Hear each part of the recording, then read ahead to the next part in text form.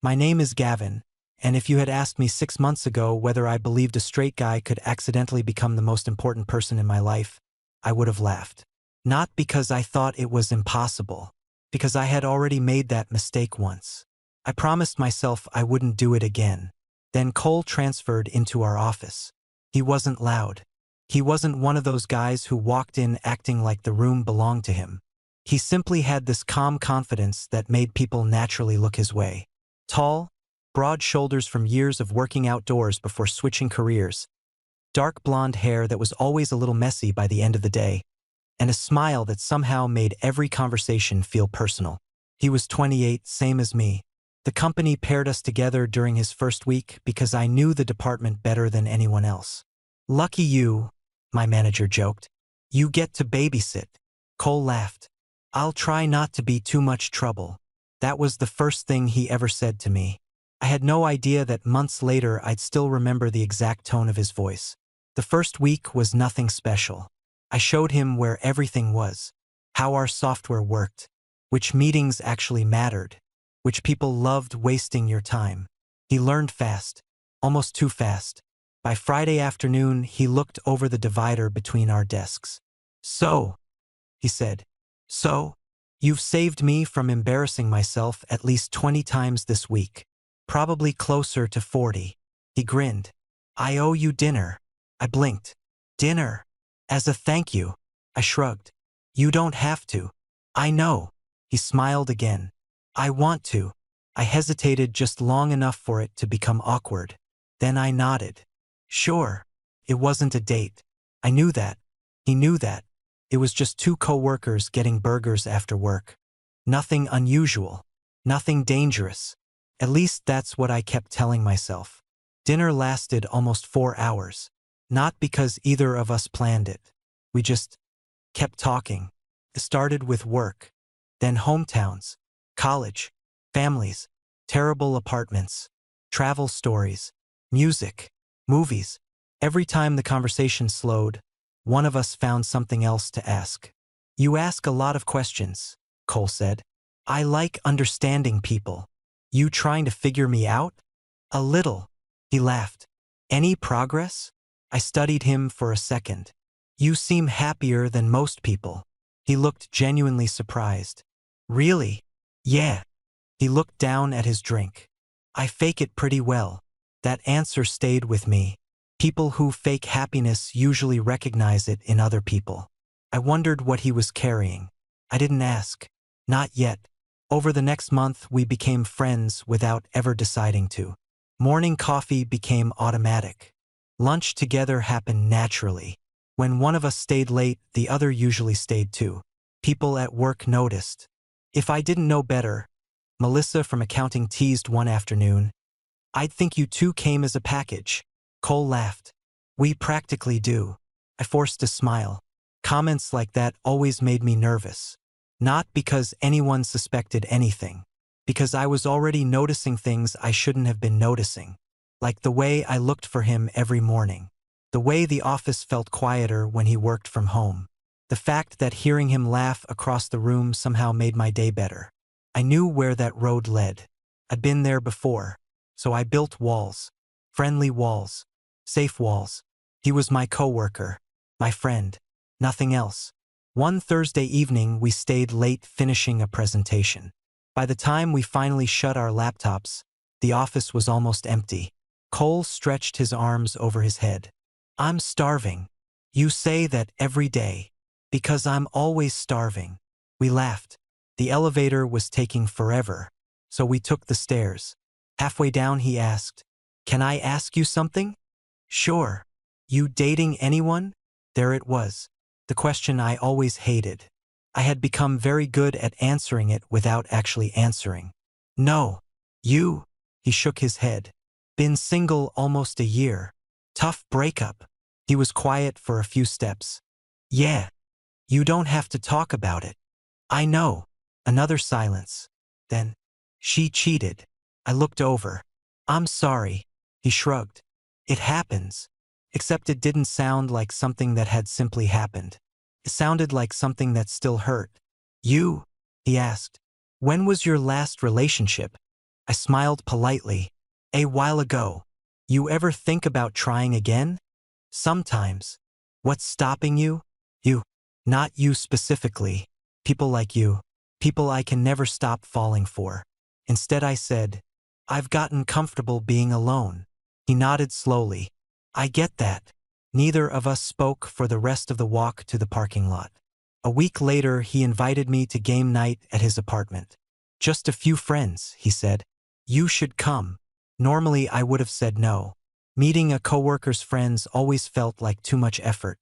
But something about the way he asked made refusing feel strange. So I went. There were 6 people there. 3 guys. 3 women. Everyone welcomed me immediately. Within 20 minutes, it felt like I'd known them for years. Cole moved easily between conversations, always checking that I wasn't being left out. Whenever teams changed, he somehow ended up on mine. Whenever food ran low, he asked if I wanted anything. Little things. Normal things. Still, I noticed. Around midnight, everyone started leaving. I stayed behind to help clean up. You don't have to, Cole said. I know. We stacked plates in comfortable silence. Finally, he leaned against the kitchen counter. My friends like you. I'm relieved. No. He smiled. I mean, they really like you. Good. You fit. Such a simple word. Fit. It hit harder than it should have. Because lately, that's exactly how being around him felt. The following Monday was awful. Not because of work. Because Cole wasn't there. Food poisoning. He texted the team chat around 8 in the morning. I hope none of you ever eat gas station sushi. Learn from my mistakes. Everyone laughed. I laughed too. But I kept catching myself looking toward his empty desk. By lunch, I realized how ridiculous I was being. He's gone for one day. Get over yourself. Tuesday morning, he walked back into the office. You survived, I said. Barely. Then, without thinking, he smiled directly at me. I missed having someone competent around. My stomach betrayed me, because stupid compliments from the wrong person always felt bigger than they were. About a month later, our department had to attend a 3-day conference in another city. The company booked rooms for everyone. When we checked in, the receptionist frowned at her screen. We have a small issue. Never good words. One reservation disappeared. My manager sighed. Meaning, we only have enough rooms if 2 people share. Nobody volunteered. Finally, my manager looked around. Gavin? Cole? You 2 get along. Cole shrugged. Works for me. Every eye turned toward me. Saying no would have looked strange. So I smiled. Yeah, that's fine. 1 room, 2 beds, 3 nights. I told myself it meant absolutely nothing. I had no idea that by the end of that trip, everything between us would begin to change. The hotel looked much nicer in the brochure. In reality, it was one of those business hotels that tried very hard to appear modern without actually being comfortable. Gray walls, gray carpet, gray furniture.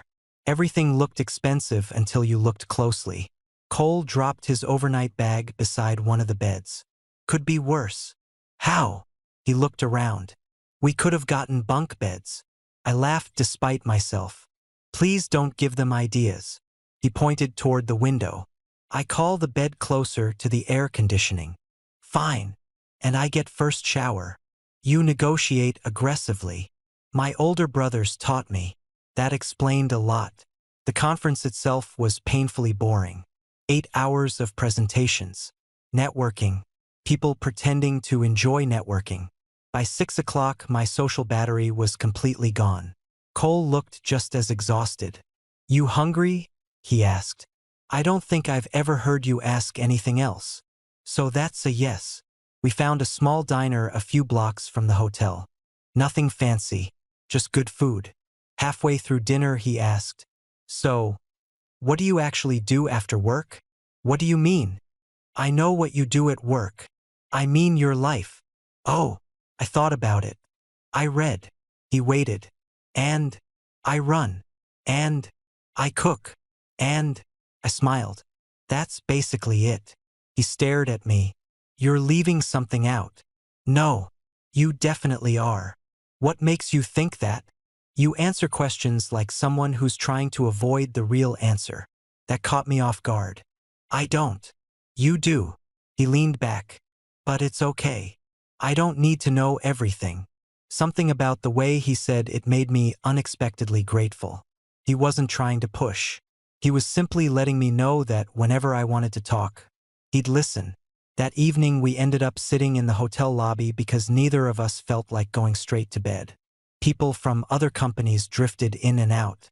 Someone started a game of pool. A group gathered near the bar.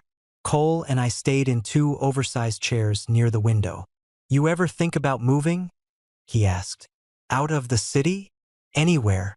Sometimes. What stops you? My whole life is here. He nodded. Mine too. Then he laughed quietly. Funny thing is. What? I don't even know if I like the life I built. I looked at him. What do you mean? He stared out the window for several seconds before answering. I spent years trying to become the person everyone expected. And I did. Were they happy? I think so. Were you? He smiled without looking at me. I don't know anymore. The answer lingered between us. There was something beneath it. Something he wasn't ready to explain. The second day was even longer. By evening both of us were mentally exhausted.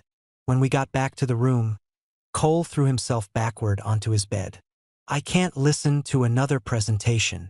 Tomorrow's schedule is even worse. He groaned dramatically. I might fake an illness. I thought you already used food poisoning. I'll invent something. I laughed while plugging in my phone. A minute later he asked, Movie? Sure. We watched whatever happened to be on television. Neither of us paid much attention. Instead we kept talking over it. About childhood. About school. About jobs we'd hated. At some point the movie ended. Neither of us noticed. Around midnight the room became quiet. I was reading on my phone. Cole was staring at the ceiling. Gavin. Yeah. You ever have trouble sleeping? Sometimes. My brain doesn't shut off. What do you think about? Everything. He sighed. Mostly mistakes. I looked over. You make a lot of them? Enough. He laughed softly. What about you? I replay conversations. Seriously. Every awkward thing I've ever said. So, every day? Pretty much. He smiled. I thought I was the only one. There was something strangely comforting about hearing that. People usually assumed Cole had endless confidence. But lying there in the dim hotel room, he sounded just as uncertain as everyone else. The conference dinner happened on the final night.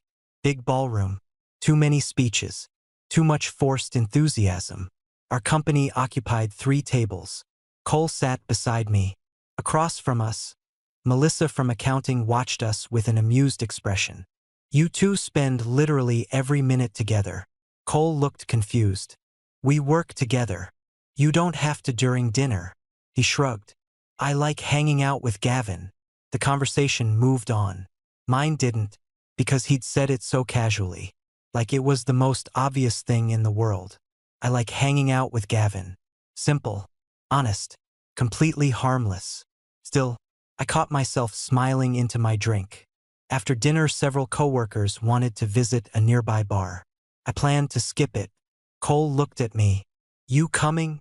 I think I'm done for today. He nodded. I'll walk back with you. You don't have to. I know. He stood anyway. Fresh air sounds better. We left together. The streets were almost empty. Cool evening. Perfect weather. Neither of us rushed. Halfway back to the hotel he asked, Can I tell you something weird? Depends how weird. I haven't had a real friend in a long time. I frowned. What about all the people at your game night? They're good people. But they know the version of me that's always joking. And me. You know when I'm tired. He smiled. When I'm irritated. When I'm quiet. I don't pretend around you. The words hit somewhere deep inside me. I looked away before he could notice. Back at the hotel we changed into comfortable clothes. Neither of us seemed ready to sleep. Cole grabbed 2 bottles of water from the mini fridge and tossed one toward me. Question. Okay. When was the last time you took a vacation? I laughed. Does this conference count? No. Then, I thought, 3 years. Seriously. I kept postponing it. Why? There was always work. He shook his head. You've got to stop living like that. Easy for you to say. No. He smiled. I work too much too. He stretched across his bed. When this project ends, we should take a real trip. The words came out so naturally that neither of us reacted immediately. Then he blinked. I mean, I rescued him. I know what you meant. He smiled with obvious relief. Good. Still, the idea stayed with me. A trip. Just the two of us. It sounded far too appealing. Sometime after 1 in the morning, we finally turned off the lights. The room fell silent. 5 minutes passed. Then 10. Neither of us was asleep. You awake? Cole asked quietly. Yeah. I keep thinking. About. Our first week. I smiled into the darkness. You were convinced you'd never learn our software. I almost quit. You absolutely did not. I considered it. You never told me. I didn't want you thinking I was an idiot. I laughed. I figured that out on my own. Thanks. Another silence. Then he laughed too. Gavin. Yeah. I'm really glad we got paired together. I closed my eyes. So am I. It should have been an ordinary conversation. Instead, it stayed with me long after we both fell asleep. The next morning, we checked out early. 3-hour drive home. Cole offered to drive first. I agreed. About 90 minutes into the trip, rain started pouring so heavily that visibility almost disappeared. Cole slowed the car. This is ridiculous. A few minutes later, traffic came to a complete stop. What happened? No idea. We sat there nearly 40 minutes. Cars barely moving. Rain hammering against the windshield. Cole tapped the steering wheel. I'm starving again. You are always starving. You noticed. I've noticed many things. He smiled without taking his eyes off the road. Oh, like how you drink coffee way too fast. True. You always forget where you park. Also true. You hum when you're concentrating. He looked over. I do. Constantly. He laughed. I didn't know that. My turn. I sighed dramatically. Go ahead. You apologize when something isn't your fault. I frowned. No, I don't. You literally just apologized to a vending machine yesterday. I stared at him. I did. You also say sorry before asking questions. I opened my mouth. Closed it again. He grinned. And? What? You think people don't notice you?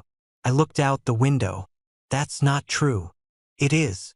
His voice became unexpectedly serious. You disappear into the background on purpose. I didn't answer, because he was right, and I hated that he'd figured it out. After a minute, he spoke again. I notice you. The traffic started moving. Neither of us said another word. But for the rest of the drive, those 3 words refused to leave my head. After the conference, something changed. Not dramatically. Nothing anyone else would have noticed. But the rhythm between us became effortless. We stopped asking if the other wanted coffee in the morning. One of us simply brought 2 cups. Lunch wasn't something we planned anymore. Around noon, one of us would stand up and say, "Ready," and the other always was. People at work started treating us like a package deal. If Gavin knows, someone would say, Cole probably knows too. Or, where's your other half? The phrase always made my heart skip for exactly 1 second before I reminded myself they meant work partner. Nothing more. Late one Tuesday afternoon, everyone else had already left. I was finishing a report when I heard footsteps behind me. Cole leaned against my desk. You busy? For another 10 minutes. I'll wait. You don't have to. I know. He grabbed an empty chair and sat beside me. No phone. No laptop. He simply waited while I worked. 5 minutes passed before I finally looked over. Aren't you bored? No. You've literally been watching me type. He shrugged. I like quiet. That answer shouldn't have affected me. But it did. Most people filled silence because they were uncomfortable. Cole never seemed to need to. Being around each other had become enough. When I finished, we walked toward the parking garage. Halfway there, he stopped. I forgot something. What? My laptop charger. I'll wait. You don't have to. I smiled. I know. He laughed before jogging back inside.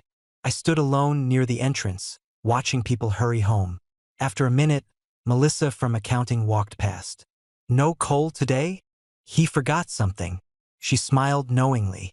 You know. What? I haven't seen him this relaxed since he started. I frowned. What do you mean? Before you, he kept to himself. I didn't know that. He talked to people. She shrugged. But he never connected. She smiled again. Now he smiles before he even gets to work. I looked toward the building. A minute later, Cole came running back out. What did I miss? Nothing. But Melissa's words stayed with me. Friday evening, as we packed our bags, Cole cleared his throat. My friends are renting a lake house this weekend. Sounds fun. They invited me. Nice. He hesitated. They asked if you wanted to come too. I looked up. Me? Yeah. I barely know them.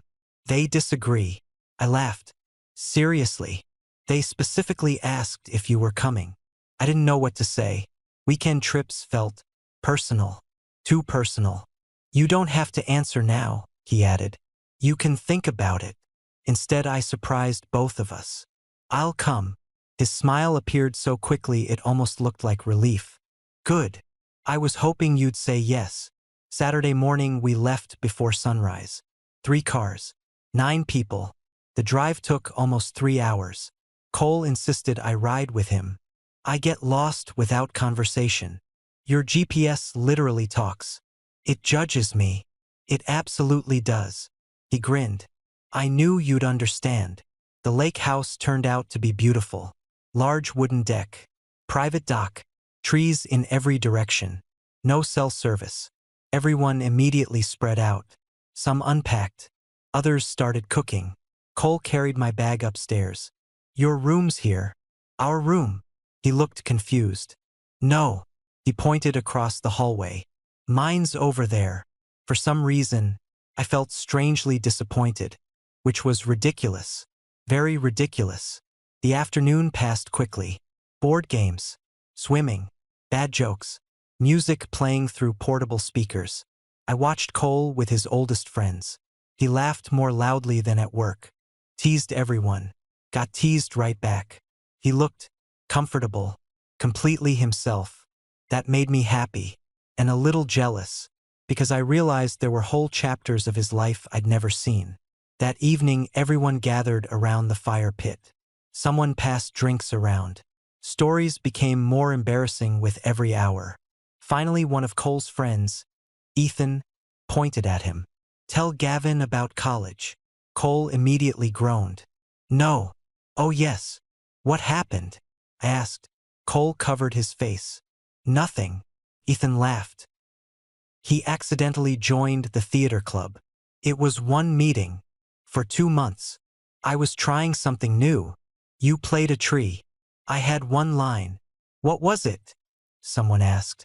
Cole sighed dramatically. Winter is coming. Everyone burst into laughter. Even Cole. I looked at him. I would have paid money to see that. You're all terrible people. You were a very convincing tree, Ethan added. Cole threw a napkin at him. For the next hour, everyone shared old stories. Eventually, Ethan turned toward me. So, you've known Cole almost 6 months. About that. Tell us something we've never noticed. Cole immediately interrupted. No. Absolutely. Everyone looked at me expectantly. I thought carefully. Finally, I smiled. He pretends he's confident. The group became unexpectedly quiet. Cole stared at me. You noticed. I noticed. One of his oldest friends slowly nodded. Huh. What? Cole asked. I never realized that. I looked around. You really don't see it? His friend Mia shook her head. We always thought confidence came naturally to him. I smiled softly. No. He just practices. Cole looked down into the fire. For a long moment he didn't speak. Then quietly, "He's right." Nobody laughed. Nobody made jokes. Instead, Ethan smiled. "Guess you've got us fooled." Cole looked over at me. There was gratitude in his eyes, as if I'd somehow seen something important, without judging it. Later that night, people slowly disappeared inside, one by one, until only Cole and I remained near the dying fire. The lake had become perfectly still. "You embarrassed me," he said. "I know. You were also right." "I know." He laughed. "You always know?" "Only sometimes." Silence settled between us. Comfortable. Peaceful. "I've never told anyone that." "What?" "That confidence isn't real." I poked at the fire with a stick. "I don't think most confidence is." He looked at me. "You really believe that?" "I think most people are pretending." "And you?" "I stopped pretending a long time ago." He studied me carefully. "I'm not sure that's true." "What do you mean?" "I think." He searched for the right words. "I think you pretend not to need people." That one landed hard, because it was true. I had spent years convincing myself that being alone was easier than risking disappointment. "You don't have to answer," he said quietly. "I just—" "What?" "I worry about you sometimes." I looked over. "Why?" "You carry everything by yourself." He shrugged. "I don't think anyone should." For a second, I almost told him everything.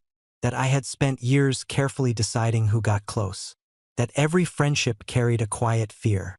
That falling for unavailable men had taught me how to leave first before anyone else could. Instead, I smiled. "I'm okay." He nodded, but he didn't look convinced. Around midnight, we finally stood. As we walked toward the house, the wooden dock stretched beside us, reflecting the moonlight. Cole slowed. "Wait." "What?" "Listen." We stopped. There wasn't a sound. No traffic. No phones. No city. Just water moving gently against the shore. "I forgot places could be this quiet," he whispered. So did I. Neither of us moved. For almost a full minute. Then he smiled. "We should do this again." I looked at him. "Yeah, we should." I didn't realize then that this weekend would become the memory I returned to over and over. Because it was the last time everything between us still felt simple. The last time I believed friendship was enough. Monday morning felt different. Not because anything had changed. Because I couldn't stop comparing the office to the weekend. The fluorescent lights. The ringing phones. The endless emails. It all felt louder somehow. Cole walked in carrying 2 coffees. Without asking, he placed one beside my keyboard. "Morning." "Morning." He smiled. "You look tired." "So do you." I barely slept. "Me neither." For a second, we simply looked at each other. Then someone called his name from across the office. The moment disappeared. The rest of the week settled back into routine. Except now there were small habits we hadn't had before.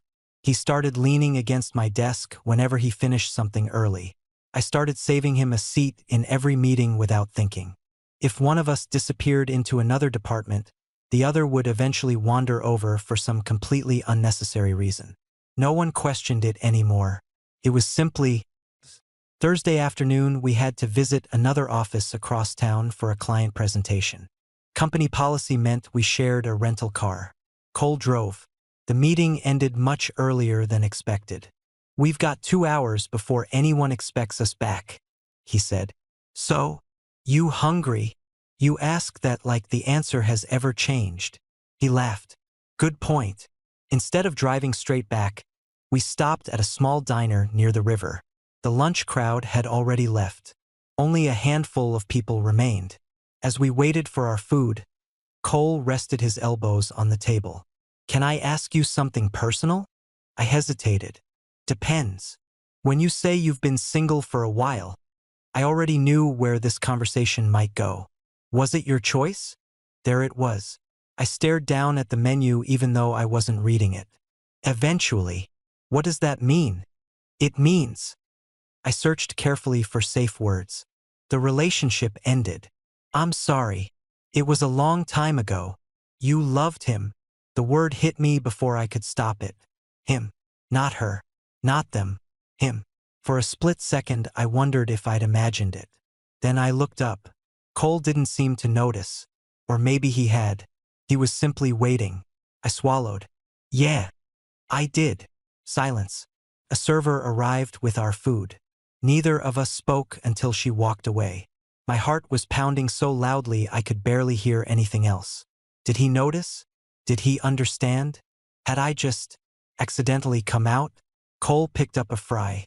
So, his voice was exactly the same. What was he like? Everything inside me froze. He had heard it. He knew. And he hadn't even blinked. I looked at him carefully. You heard that. I did. Another pause. You don't seem surprised. He smiled gently. I've known for months. I stared at him. What? He shrugged. I wasn't 100% sure. So you never asked. It wasn't my business. You. I couldn't even finish the sentence. He took a sip of his drink. I figured if you wanted me to know, you'd tell me. And if I never did, then I'd never ask. The knot in my chest loosened so suddenly it almost hurt. You really don't care? He looked offended. Gavin. I'm serious. So am I. He leaned forward. You're still you. The conversation stopped there. Not because there wasn't more to say. Because somehow, he'd already said everything I needed. The drive back was unusually quiet. Not awkward. Thoughtful. About 20 minutes later Cole spoke. I hope you know. What? Nothing changed. I looked out the window. I know. I mean it. I know. He smiled. I just wanted to make sure. For the first time in years, I believed someone. That evening I couldn't stop thinking about lunch. Not because I'd come out. I'd done that before. Carefully. To people I trusted. What stayed with me was something else. He hadn't looked shocked. He hadn't acted uncomfortable. He hadn't immediately started asking questions. He had simply accepted it, as though it were the least interesting thing about me. It shouldn't have felt extraordinary. But somehow, it did. The following Friday, the entire department went to a local pub after work. Someone had landed a major client. Everyone wanted to celebrate. Music played softly. People laughed over crowded tables. Cole sat beside me. At one point Melissa leaned across the table. So, here we go. You two doing anything this weekend? Before I could answer, Cole said, We're hiking. I looked over. We are. He grinned. We are now. Everyone laughed. Melissa shook her head. You really don't spend time apart. I guess not, Cole admitted. It was such an innocent comment. But hearing him say it aloud made me realize how true it was.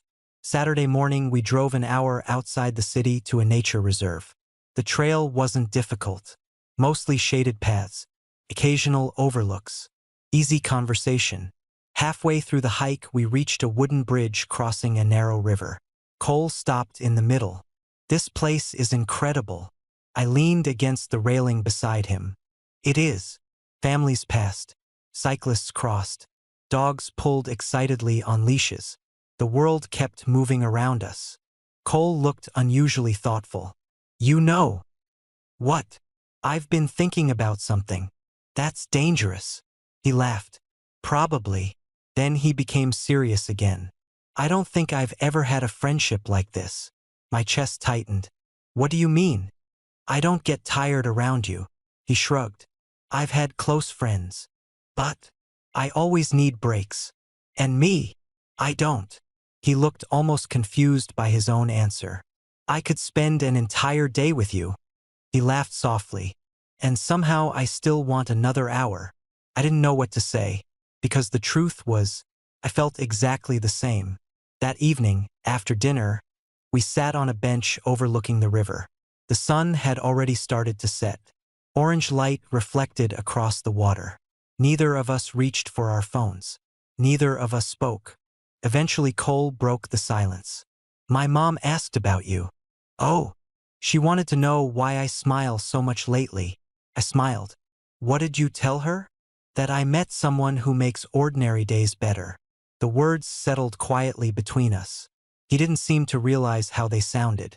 Or maybe he did. I couldn't tell anymore. What? He asked. Nothing. You've got that face. What face? The one where you're thinking too much. I laughed. I probably am. He nudged my shoulder lightly.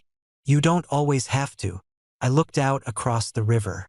If only he knew. If only he knew how dangerous every conversation like this had become. Because somewhere along the way, without either of us noticing, friendship had stopped feeling simple. And I was starting to wonder whether he felt it too. I started avoiding being alone with my thoughts. That should have been impossible considering how much time I spent alone before meeting Cole. But now silence wasn't peaceful anymore. It was dangerous, because every quiet moment ended the same way, with me replaying conversations that probably meant nothing. I don't get tired around you. Ordinary days are better with you. I could spend another hour. People said things like that to friends, didn't they? I had no idea anymore. Monday morning, I walked into the office determined to act normal. Cole was already there. The second he saw me, his face lit up. There you are. I was 2 minutes late. I know. He handed me a coffee.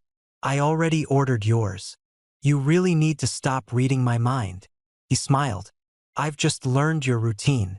That would have been a perfectly ordinary answer. Instead, he added quietly, I notice things. The words instantly brought me back to that drive after the conference. I notice you. I forced myself to look away before he noticed my reaction. Around noon, our manager stopped by. I need 2 volunteers. Nobody looked up. As expected. He sighed dramatically. We've got inventory at the warehouse tomorrow.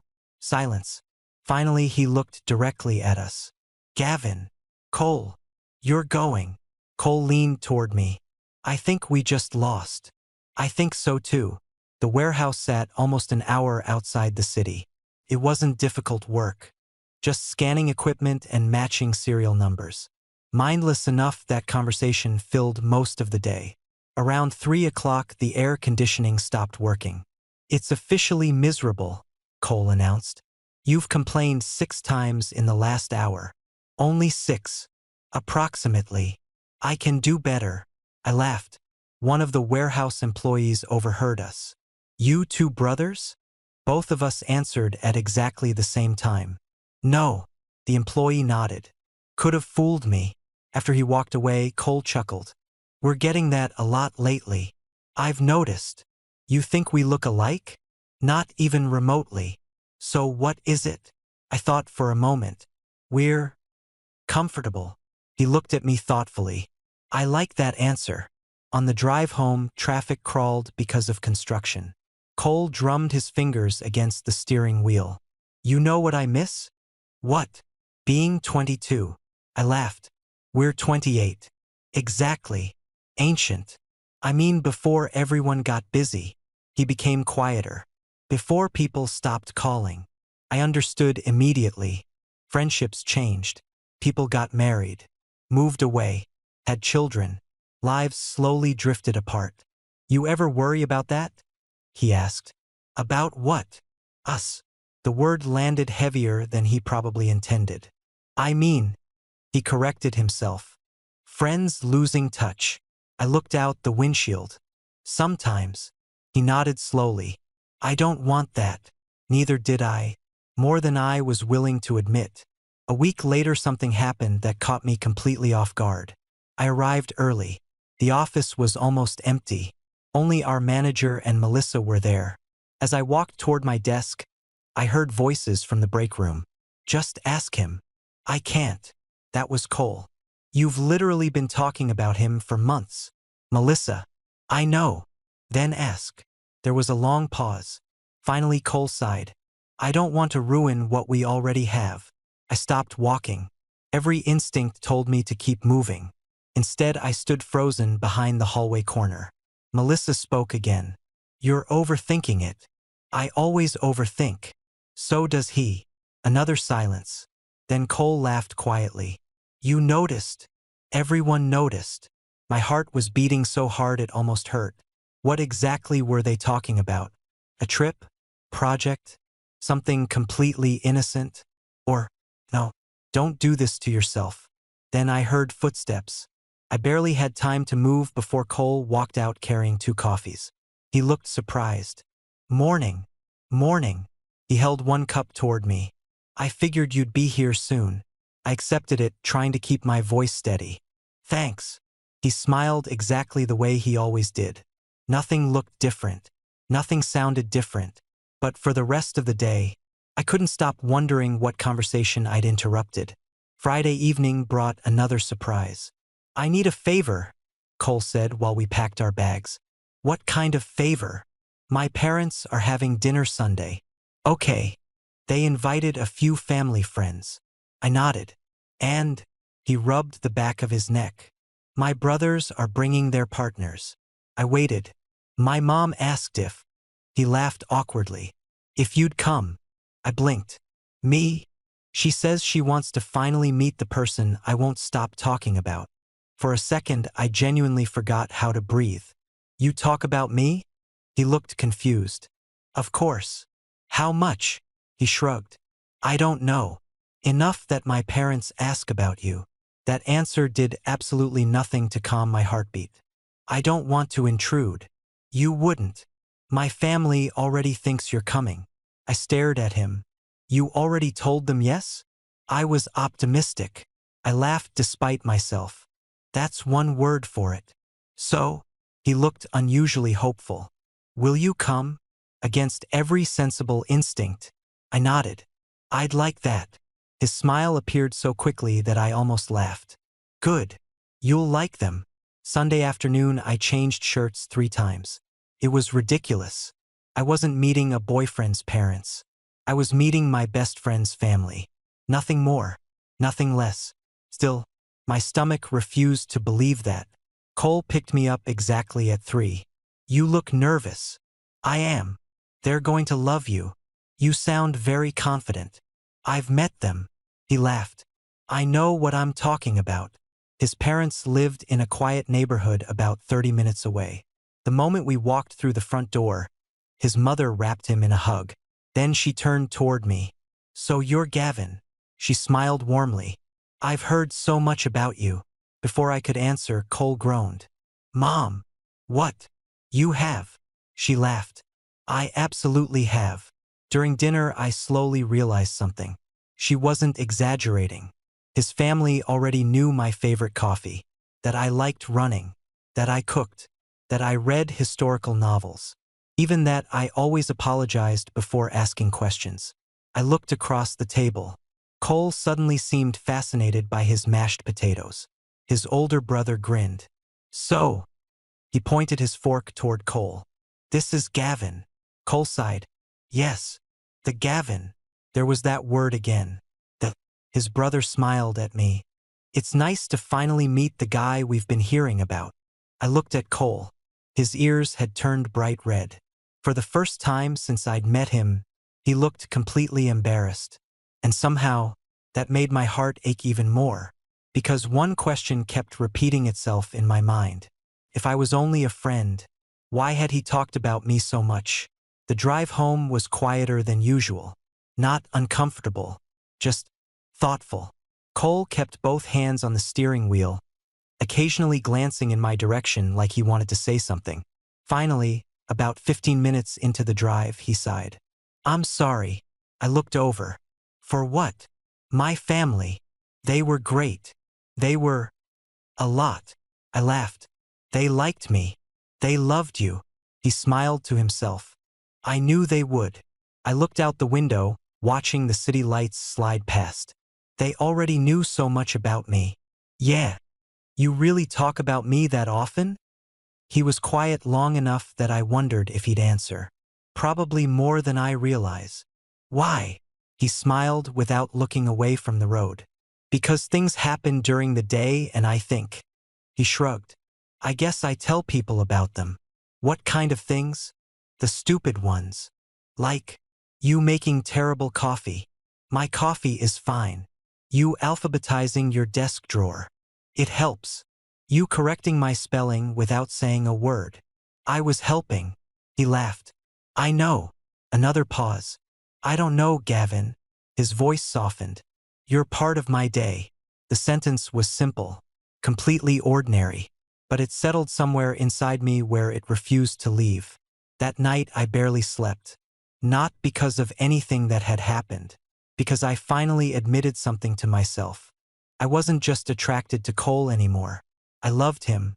Somewhere between late-night conversations, coffee every morning, weekend hikes, and meeting the people who mattered most to him, it had happened. Quietly, without permission, without warning. I had fallen completely in love with my straight coworker. Again, I lay awake staring at the ceiling until nearly 3 in the morning. I already knew how stories like this ended. The only question was how badly this one would hurt. The next week I became careful. Too careful. I stopped lingering by his desk. Stopped suggesting lunch. Stopped texting him random things after work. Not because I wanted distance, because I needed it. If I couldn't stop loving him, maybe I could stop making it worse. Cole noticed before anyone else did. Of course he did. Thursday afternoon he appeared beside my desk. "You busy tonight?" "A little." "Liar." I looked up. "What?" "You don't even know what I was going to ask." "I assumed." "You assumed wrong." He folded his arms. "What's going on?" "Nothing. Gavin. I'm just tired." He watched me for several seconds, then nodded. "Okay." He walked away. The disappointment on his face stayed with me for the rest of the day. Friday was worse. Normally we'd leave together. That evening I packed up early. "I'm heading out," I called. Cole looked up from his monitor. "So soon?" "I've got errands." "Oh." He hesitated. "I'll see you Monday." "Yeah." As I walked toward the elevator, something inside me twisted. I was hurting him, and he had absolutely no idea why. Saturday morning my phone buzzed. "Cole, you alive?" I stared at the message. A minute later another appeared. "Because if you're avoiding me, I'm going to take it personally." I smiled despite myself, then sighed. There was no point pretending. "Me? Coffee?" His reply came almost instantly. 30 minutes. We met at our usual cafe. The second he sat down, he looked directly at me. "Okay." I pretended not to understand. "Okay what?" "What happened?" "Nothing." He didn't blink. "Try again." I looked down at my coffee. "I've just been busy." "Gavin." His voice was unusually gentle. "I know you. When something's wrong." He tapped the table lightly. "You disappear." I let out a slow breath. I didn't realize it was that obvious. "It is." Another silence settled between us. Finally, I forced myself to speak. "I've been trying to figure something out." "What?" "Myself." He frowned slightly. "I don't understand." "I know." He waited, patiently, the way he always did. "You don't have to tell me," he said after a while. "But don't shut me out." The words hit harder than anything else could have. Because I didn't want to shut him out. I wanted the opposite. I wanted impossible things. We ended up walking through the park afterward. The conversation stayed light. Movies, work, the ridiculous number of squirrels that seemed determined to steal food from everyone. Eventually we reached a small pond. Children were feeding ducks nearby. Cole leaned against the wooden fence. "I missed this." "What?" "Just hanging out." I smiled. "Me too." He looked relieved. "I thought maybe I'd done something." "No." "You would have told me?" I hesitated. "No." He laughed quietly. "Fair enough." Then his smile faded. "I wish you would." A week later, the company announced a major project. It meant overtime, long days, sometimes late nights. Everyone complained. Except somehow, I didn't mind, because it meant more time with Cole. Even if I kept pretending I needed space. One evening, nearly everyone had gone home. Only the two of us remained. The office was almost completely dark except for our section. Around 10 o'clock, the lights automatically dimmed. Cole stretched. "I'm officially exhausted." "Same." He rolled his chair closer to mine. "Take a break. We've got deadlines. So we'll miss them by 5 minutes." I laughed. "You've become a terrible influence." I've always been one. He reached across the desk for the last chocolate bar from the snack basket. At exactly the same moment, so did I. Our hands touched. Just for an instant. Neither of us moved immediately. It lasted maybe 2 seconds. Maybe less. But somehow, felt much longer. Cole looked at me. Neither of us spoke. Finally, he cleared his throat. You can have it. I shook my head. Split it. He smiled. Deal. Such a tiny moment. Completely meaningless. Yet, on the drive home, it was the only thing I could think about. The project deadline arrived 2 weeks later. We finished just before midnight. Everyone cheered. Our manager ordered pizza. People celebrated like we'd won a championship. By 1 in the morning, only a handful of us remained, too tired to drive immediately. Some stretched out on couches in the break room. Others talked quietly. Cole disappeared for a few minutes. When he came back, he carried 2 blankets. He tossed one toward me. I stole these from storage. You mean borrowed? Exactly. We laughed. The office grew quieter as people drifted to sleep. At some point, without realizing it, our conversation slowed. The room was dimly lit. Rain tapped softly against the windows. You awake? Cole asked. Yeah. I'm glad you're here. I smiled into the darkness. So am I. Another silence. Then, you know. His voice was almost a whisper. I don't say this enough. I turned toward him. What? Thank you. For what? For making work feel. He searched for the word. Like somewhere I actually want to be. My chest tightened. You do the same for me. He smiled. I hoped you'd say that. Neither of us realized it then. But only a few hours later, everything between us was about to change. Because the following night, the company lost power during a severe storm, and Cole would end up holding my hand through the entire night. Neither of us would be able to explain why. The storm started just after dinner. At first, nobody paid much attention. Summer storms came and went all the time. Rain hit the windows. Thunder rolled somewhere in the distance. People kept working. Around 8 o'clock, the lights flickered once. Someone looked up. Then everything returned to normal. That's reassuring, Melissa joked. Cole glanced toward the window. Looks worse than they predicted. I barely heard him. I was focused on finishing the last revisions before sending them to our client. Outside, the sky had turned almost black. Wind bent the trees in the parking lot. Rain came down so heavily that the streetlights looked blurry. Another flash, another flicker. Then, everything went dark. Computers shut off. The air conditioning stopped. The entire building fell silent for one strange second before confused voices filled the office. What happened? Did we lose power? My file. Emergency lights switched on a few seconds later, casting the room in a dim orange glow. Our manager walked out of his office. Everyone okay? A chorus of yes answered him. Cole stood beside my desk. You good? Yeah. You? I'm fine. The emergency generator powered only basic lighting and the security system. No computers. No elevators. No internet. Nothing. Our manager checked his phone. No signal. Seriously? Someone asked. The storm knocked out the nearby cell towers. A collective groan filled the room. Guess we're staying a while. An hour later it became obvious nobody was going anywhere. Roads were flooding. The local authorities had advised everyone to stay indoors until the storm passed. The company brought out bottled water, snacks, and blankets from emergency storage. People settled wherever they could. Some joked about it. Others complained. Cole dropped into the chair beside mine. So, I guess this is our exciting Friday night. I've had worse. I haven't. He smiled. I usually order pizza. I usually read. See, he pointed at me. This is already more interesting. Around 10 o'clock the building had grown surprisingly quiet. Without computers, there wasn't much anyone could do. People formed small groups, played cards, shared stories. One by one, conversations faded. The storm outside only seemed to grow stronger. Thunder shook the windows every few minutes. The emergency lights made everything feel strangely unreal. Cole sat beside me on the carpet, his back against the wall. "You cold?" "A little." Without saying anything, he unfolded one of the extra blankets across both of us. "Better?" "Yeah."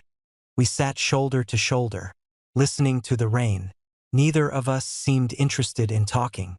For some reason, the silence felt enough. Around 11:30, another loud crack of thunder echoed directly overhead. Someone across the room yelped. A few people laughed. Cole looked toward the windows. "I haven't seen a storm like this in years." "Me neither." "You scared of thunderstorms?" "Not really." "You?" He hesitated. "A little." I looked over. "Seriously?" He laughed quietly. "Don't tell anyone." "I won't." "My grandmother hated storms." He smiled faintly. "When I was little, she'd always make us sit together until they passed." "Did it help?" "I don't know." He looked out into the darkness. "But I always felt safer." Midnight came, then 1.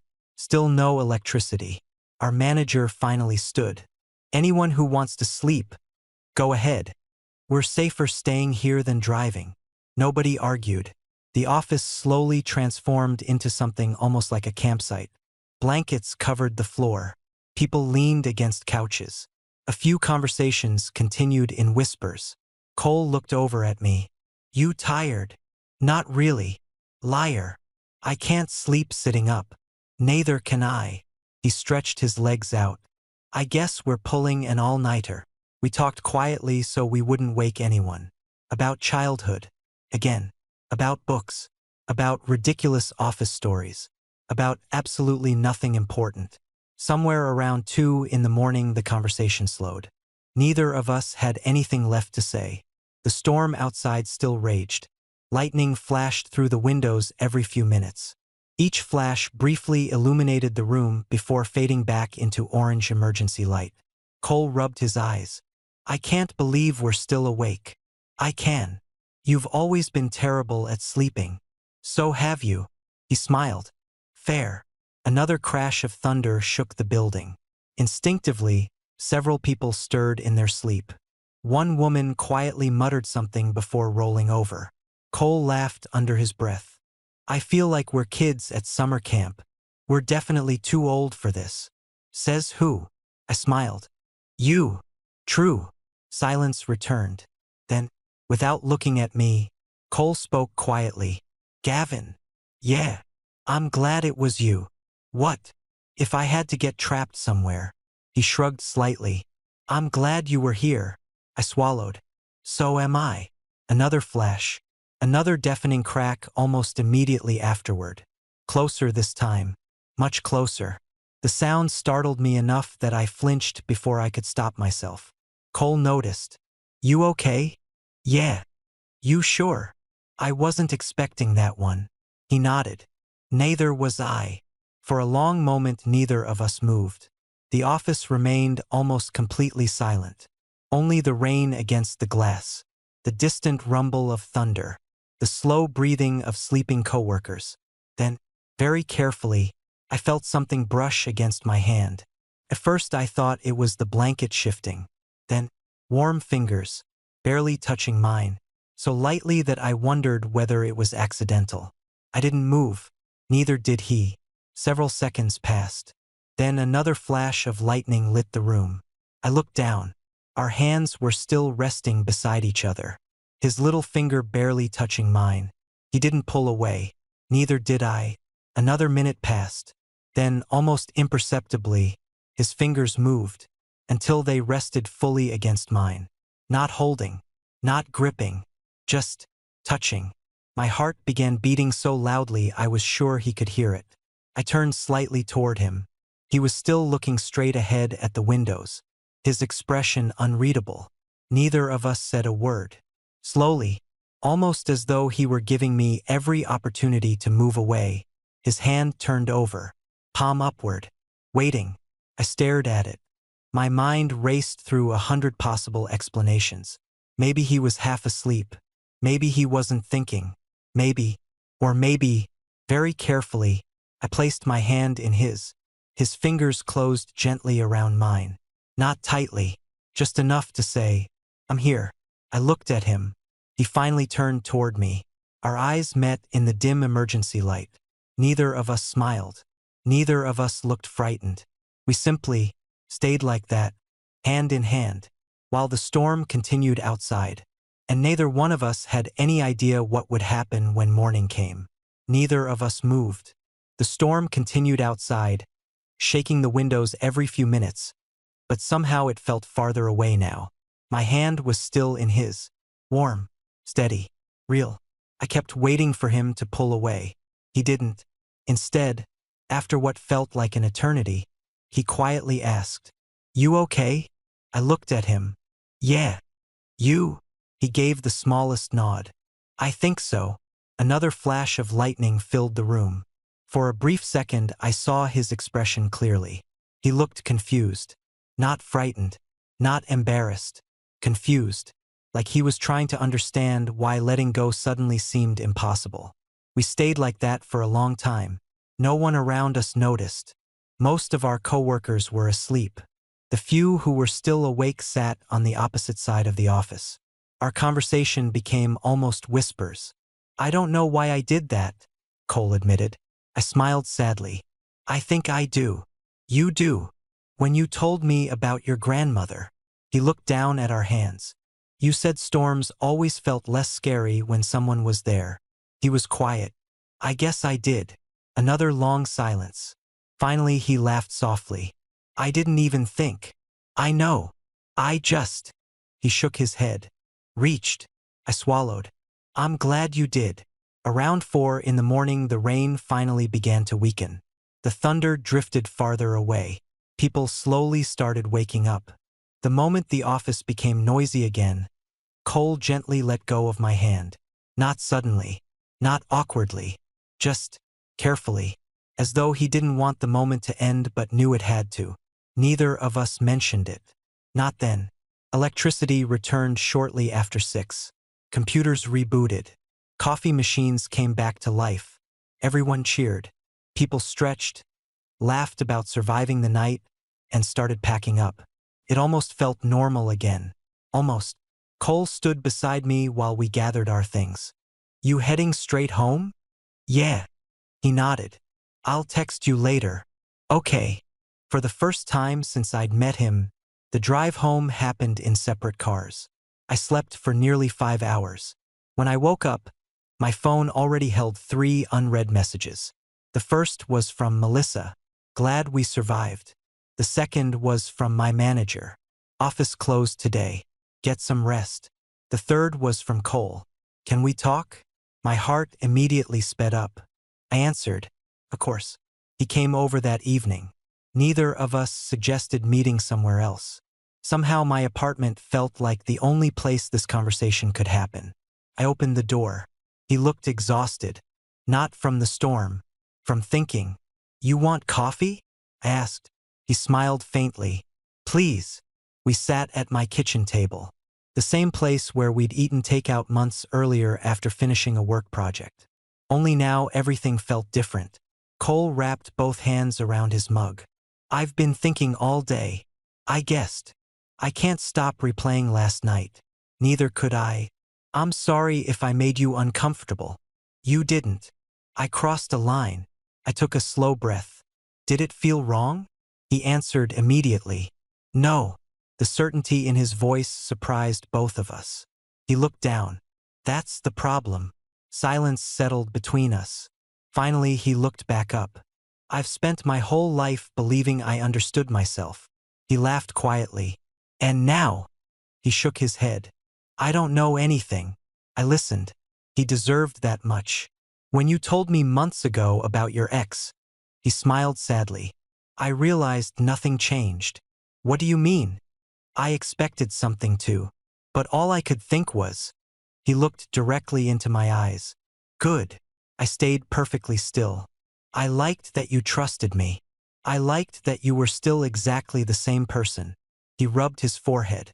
"I ignored it. Then came the hiking trip. My family. Work. The storm. Each memory seemed to weigh on him. I kept telling myself this is just friendship. He smiled sadly. But I've had friends. He laughed once. They've never been the first person I wanted to call every morning. My heart was pounding now. They've never been the person I looked for in every room. They've never been the one I wanted beside me during every important moment. He looked at our untouched coffee. And when the lights went out last night, he took a slow breath. The only thing I wanted was to know you were okay. The room became impossibly quiet. I don't know what this makes me. His voice was almost a whisper. I've never felt this before. I answered just as quietly. You don't have to figure everything out today. He nodded. I know. Another silence. Then, I do know one thing. What? He looked at me with more honesty than I'd ever seen in another person's eyes. I don't want to lose you. I smiled. You won't. Nothing dramatic happened after that. No instant answers. No perfect ending. Life rarely works that way. Over the next few months we talked. A lot. About fear. About expectations. About identity. About everything we'd both been carrying without realizing it. Cole never tried to force himself into a label that didn't feel right. He simply admitted that the person he loved was me. And somehow, that was enough. Our coworkers noticed we smiled even more than before. Melissa only rolled her eyes. Took you too long enough. Apparently everyone except us had seen it coming. His family welcomed me exactly the same way they always had. Only this time, there were no unspoken questions. One Sunday afternoon, months later, we visited his parents again. After lunch, everyone drifted outside into the garden. Cole and I stayed behind for a minute to help clear the table. As we walked through the back door, our hands brushed. This time, neither of us hesitated. He quietly took my hand. Not because there was a storm. Not because he was afraid. Not because the lights had gone out. Simply because he wanted to. I looked over. He smiled. You know. What? I've been thinking. That's always dangerous. He laughed. I used to think that night was about the storm. It wasn't. He gently squeezed my hand. No. It was about finally stopping pretending I didn't already know where I felt safest. I smiled. And where's that?